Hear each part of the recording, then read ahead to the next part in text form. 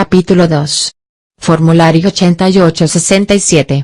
Lista de verificación de créditos del preparador pagado. Pair Preparer's Due Diligence Checklist. En esta video clase, vamos a completar el formulario 8867 para la declaración de impuestos de los Ramírez. Es esencial que todo preparador de impuestos complete este formulario por cada declaración de impuestos que contenga, ya sea cualquiera, o todos los créditos siguientes. Crédito por ingreso de trabajo, EIC. Crédito tributario por niños, ACTC y CTC. Créditos por educación superior. Esta video clase es parte del curso de capacitación de Income Tax por el Centro Latino de Capacitación.com, donde aprendes un oficio desde tu casa. Procedamos con la presentación. Para esta clase solamente estaremos utilizando el formulario 8867. Este se compone de 2 páginas, debes imprimirlo para seguir la secuencia de la clase. Este material lo vas a descargar desde tu aula virtual. Es necesario también que tengas lápiz para completar el trabajo en las formas que vamos a utilizar, también requiere del cuaderno de apuntes. Asegúrate de tener todo esto a mano. Vas a ir haciendo lo mismo que hace el instructor en el video. Vas a requerir de completar esta forma, ya que se va a necesitar cuando preparemos la declaración de impuestos de Laura y Jorge Ramírez.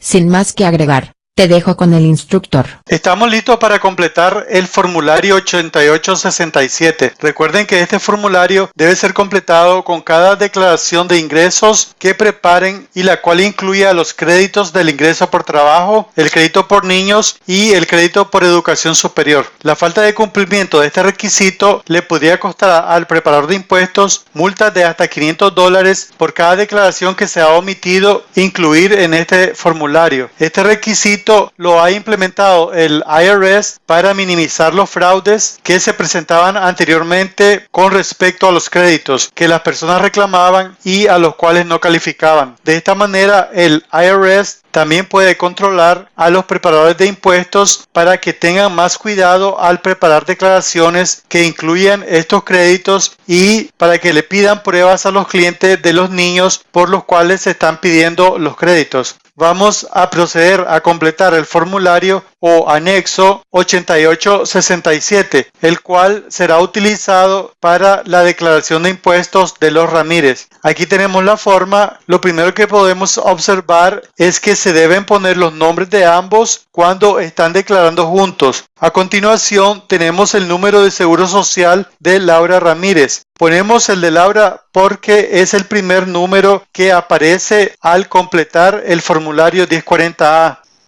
A continuación, en esta línea ponemos el nombre del preparador y su número de PTIN. Pasamos ahora a leer cada línea y marcamos los cuadros asignados para los créditos a los cuales los Ramírez están reclamando. Debemos entender lo que estamos marcando en cada una de estas líneas, ya que si marcamos una casilla que no corresponde, podríamos meter en problemas al cliente y también nos meteríamos en problemas como preparadores. Pasamos a la línea 1. Aquí nos pregunta que si completamos la declaración basada en la información que hemos obtenido del cliente o por información que nosotros como preparadores hemos obtenido de otras fuentes. Podemos ver que tenemos 3 columnas. Cada columna corresponde a un determinado crédito. Podemos ver que la primera columna es para el crédito por ingreso de trabajo conocido como EIC. La segunda columna corresponde a los créditos de niños. Estos son el CTC y el ACTC. La tercera columna corresponde al crédito por educación superior AOTC. Debemos marcar una de las casillas que aparece en la columna que corresponde a los créditos que estamos reclamando. Recuerden que los Ramírez califican para todos los 3 créditos que aparecen aquí. Por lo tanto, debemos marcar la casilla correspondiente de cada columna. Continuando en la línea 1, la declaración de impuestos de los Ramírez la vamos a preparar basada en la información que ellos mismos nos han proveído. Pasamos a la primera columna, designada para el crédito por ingreso de trabajo. Marcamos el cuadro donde dice Yes. Pasamos a la siguiente columna donde también marcamos yes. Y por último pasamos a la tercera columna donde igualmente marcamos yes. Todas estas casillas las hemos marcado positivamente debido a que la información contenida en la declaración la hemos obtenido ya sea de la información que nos ha proveído los Ramírez o por información que nosotros como preparadores hemos averiguado por medio de otros medios. Normalmente estas columnas se van a marcar con yes porque la declaración de impuestos siempre la hacemos con información que el cliente nos provee. Recuerden que únicamente vamos a marcar las columnas correspondientes a los créditos que estamos reclamando. De tal manera que si en una declaración que hacemos para un cliente solamente reclaman el crédito por ingreso de trabajo, no será necesario marcar los otros créditos que aparecen en las siguientes columnas. Pasamos a la línea 2. Nos pregunta que si hemos completado las hojas de cálculo para los créditos que estamos reclamando. Para contestar positivamente a esta pregunta, deberán completar las correspondientes hojas de cálculo, ya sea las que publica el IRS o nuestra propia hoja de cálculo que hemos creado, pero que contiene la misma información de la hoja oficial del IRS. Estas hojas de cálculo deberán ser conservadas por el preparador junto con la copia de la declaración de los clientes por un periodo de 3 años. Existe una multa de $500 si el IRS requiere las copias de un cliente que hemos preparado y no las tenemos. El software profesional para declarar impuestos que ofrece el Centro Latino de Capacitación prepara automáticamente todas estas hojas de cálculo, haciéndonos el trabajo más fácil. También conserva las copias de todos los clientes que hemos preparado.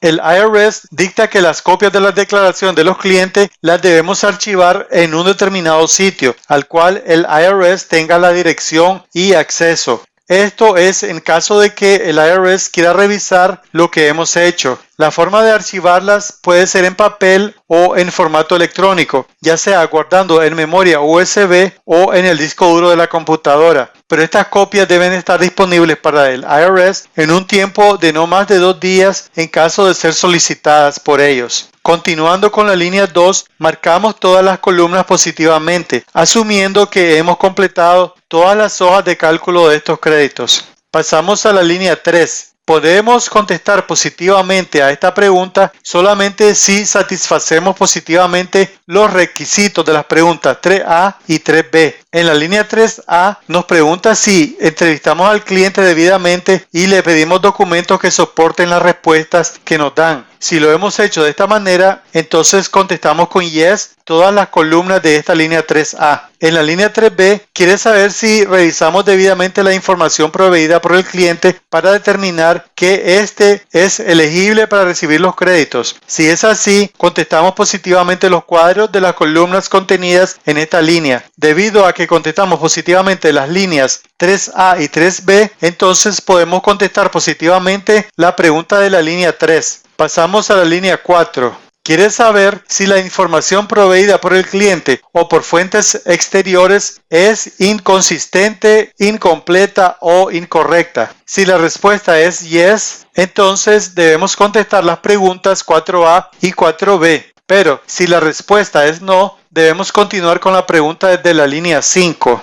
Como pueden ver, se ha marcado la casilla de la línea 4 donde dice no y por lo tanto no teníamos necesidad de marcar las casillas 4A y 4B. Pero en esta ocasión lo hemos hecho solamente para estar seguros de que se ha entendido y que hemos realizado el proceso debido. Pasamos a la línea 5. Quiere saber si hemos obtenido copias de los documentos los cuales comprueban la existencia de los hijos o cualquier otro dependiente por los cuales se está reclamando créditos. También nos pide que guardemos cualquier hoja que hemos completado para realizar la entrevista del cliente. Es buena idea crear un documento de entrevista el cual podemos utilizar con todos los clientes y pedirles que lo firmen para protegernos de cualquier fraude. Más adelante se les proveerá con un documento de entrevista que pueden personalizar para sus necesidades. Pueden apreciar que el formulario provee de líneas para que listemos los documentos que hemos obtenido de los clientes. En este caso se obtuvo copias de las tarjetas de seguro social y los récords de la escuela de los niños.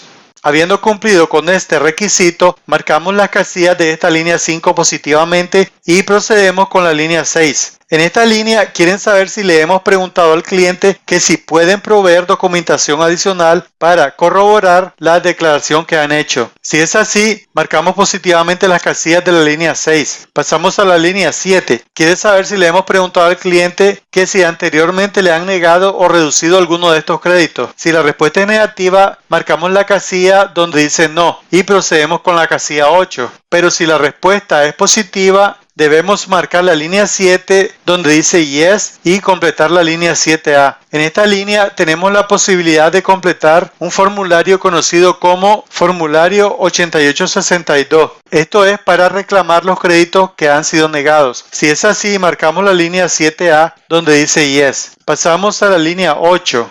Quiere saber que si hemos entrevistado al cliente referente a su ingreso cuando está completando el anexo C del formulario 1040. Este anexo C se utiliza para declarar ingresos por cuenta propia, tales como negocios o ingresos como contratista independiente. Este formulario 1040 es el que estaremos viendo en el capítulo 3 a continuación de este capítulo. Prosiguiendo con el tema, tenemos que este no es el caso para los Ramírez, ya que ellos son trabajadores asalariados y por lo tanto no es necesario contestar esta pregunta. Pasamos a la línea 9. Esta se compone de dos partes y tiene que ver únicamente con el crédito por ingreso de trabajo E y C. La línea 9A nos pregunta que si le explicamos al cliente las reglas cuando un hijo es el hijo calificado para más de dos personas. En este caso sería el padre y la madre. En tal caso, solamente uno puede reclamar el crédito y deberán de ponerse de acuerdo. En el caso de no ponerse de acuerdo, el padre con el mayor AGI puede reclamar al hijo. Esta situación no aplica porque los Ramírez están declarando juntos, pero es necesario marcar la pregunta positivamente. La línea 9B nos pregunta que si le hemos explicado al cliente que no puede reclamar el crédito E y C si el niño no ha vivido con este por más de 6 meses, aunque lo haya estado manteniendo durante todo el año. Este caso tampoco aplica para los Ramírez, ya que los hijos han vivido con ellos durante todo el año, pero es necesario también marcar la pregunta positivamente. Pasamos a la línea 10. Esta pregunta está compuesta de 3 partes y tiene que ver con los créditos de niños. La línea 10A pregunta que si el niño vive con la persona que está reclamando el crédito, ya sea el CTC o el ACTC. Si la pregunta es positiva, pasamos a la pregunta 10C. En caso de ser negativa, pasamos a la pregunta 10B. Los hijos viven con los Ramírez y por lo tanto marcamos positivamente la casilla de la línea 10A y pasamos a la línea 10C. En esta línea nos pregunta que si hemos determinado que el cliente le ha dado autorización para que otra persona reclame al niño para obtener el crédito. Para saber esto se lo preguntamos al cliente. Este nos dice que no ha dado esta autorización. Debido a esto marcamos la casilla de la línea 10C positivamente. Pasamos a la línea 11. Esta línea tiene que ver con los créditos de educación superior. Nos pregunta que si el cliente está reclamando este crédito y nos ha proveído con pruebas tales como la forma 1098T o recibos donde reflejan las cantidades que se han pagado por matrículas, libros y materiales necesarios para las clases. Tenemos la forma 1098T que nos ha proveído Laura Ramírez y por lo tanto marcamos la línea 11 positivamente. Seguidamente después nos indica que hemos completado los requerimientos del formulario 8867 únicamente si hemos cumplido con todos estos datos que aparecen aquí. En la línea A nos indica que debemos completar el formulario 8867 de forma correcta y precisa. Además, completar las acciones descritas por los créditos reclamados. En la línea B nos indica que debemos someter la forma 8867 de la manera requerida. La línea 6 nos indica que debemos entrevistar al cliente y obtener los documentos requeridos para comprobar que el cliente califica a los créditos reclamados. La línea D nos indica que debemos conservar por 3 años los siguientes 5 documentos. Primero, copia del formulario 8867. Segundo, las hojas de cálculo utilizadas, ya sea las que publica el IRS o cualquier hoja de cálculo que hayamos creado para figurar los créditos. Tercero, copias de los documentos que nos hayan presentado los clientes y por los cuales determinamos la elegibilidad de los créditos. Cuarto, la hoja de entrevista que refleje cómo, dónde y de quién se obtuvo la información para preparar este formulario y las hojas de cálculo. El quinto y último nos indica que debemos conservar las hojas de la entrevista que reflejan todas las preguntas adicionales que se le realizó al cliente para determinar la elegibilidad y cantidad de dinero a recibir por los créditos. Aquí nos advierte que si no hemos cumplido con todos los requisitos impuestos por este formulario 8867, podríamos tener que pagar una multa de $500 por cada formulario que no esté completo. Por último, en la línea 12, al marcarla positivamente, estamos certificando que todas las preguntas contenidas en este formulario 8867 que hemos completado han sido contestadas correctamente. Como preparador de impuestos que somos, debemos completar el formulario 8867 al preparar cada declaración de cualquier cliente que reclama los créditos mencionados. Como parte de este formulario, se debe entrevistar al cliente, hacer las preguntas debidas y obtener la información adecuada y suficiente para determinar la veracidad de los ingresos para reclamar los beneficios fiscales y de esta manera cumplir con las leyes tributarias. Ya hemos terminado de completar el formulario 8867. Este formulario es parte de la declaración de impuestos que vamos a realizar para los Ramírez. Nos vemos en la próxima clase donde estaremos viendo cómo y cuándo aplicar para obtener el ITIN. Recuerde que los Ramírez tienen un sobrino que vive en México al cual le están ayudando enviándole el dinero mensualmente. Por lo tanto, califica como dependiente, pero va a necesitar el número de ITIN para poder reclamarlo. Hemos finalizado el video del formulario 8867. Prosigue con el siguiente tema. Estaremos viendo el formulario que se utiliza para obtener el número de ITIN. Este se presenta en tu aula virtual a continuación. Gracias.